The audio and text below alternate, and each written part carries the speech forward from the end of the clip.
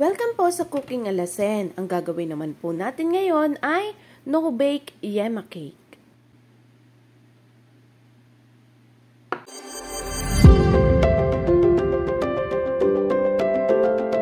Sa paggawa ho ng ating yema spread, gagamit lang ho ako ng isang lata ng condensed milk. Kailangan ho ang gagamitin nyo ay yung hindi easy open can. At atin lang ho ring lalagyan ng tubig na kapantay ng ating condensed milk. Lulutuin lang ho natin sa ating pressure cooker ng 45 minutes sa mahinang apoy. Much better ho na maramihan ang inyong gagawin para tipid sa gas. At kapag naluto na ho ang ating condensed milk, ariho ay atin munang palalamigin. Habang ating pinalalamig ay gagawa naman tayo ng ating tinapay. Para naman ho sa paggawa ng ating no-bake cake, kailangan ho natin ng 1 cup all-purpose flour,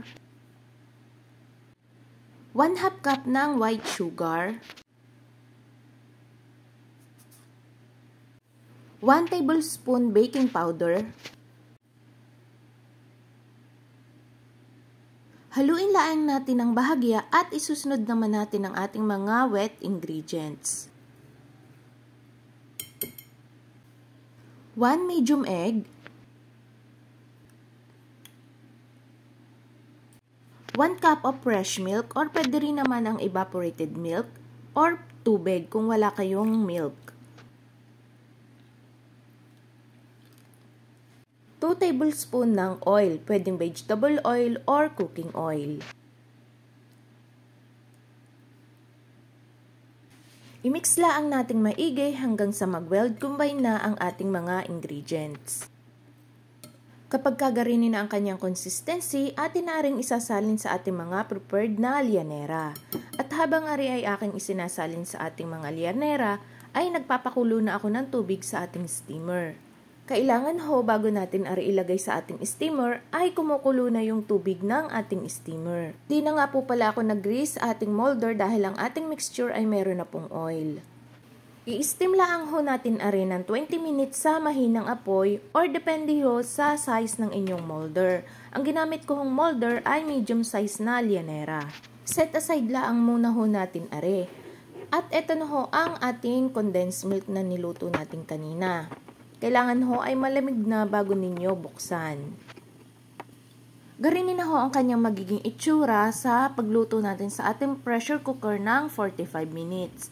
Kung wala naman ho kayong pressure cooker, ay pwede nyo hong lutuin sa kaldero ng mga 2 hours. Kailangan nga lang ho ay maramihan ang inyong gagawin para hindi ho sayang sa gatong ng ating kalan. Ang pagluto ho na kailangan ay nasa mahinang apoy laang. Ari laang hong isang ingredients na ari ang gagamitin nating pang-spread sa ating yema cake. Ari na ho yung na-steam natin na cake. Isalin lang ho natin sa isang lalagyan at atin na hong i-spread ang ating yema na ating ginawa kanina. Kung kayo ho ay nakaabot na sa puntong are, baka naman ho maaari maki-like at subscribe sa Cooking Alasen. At marami pa akong share sa inyo ng mga budget-friendly na recipe. Mura na, masarap pa.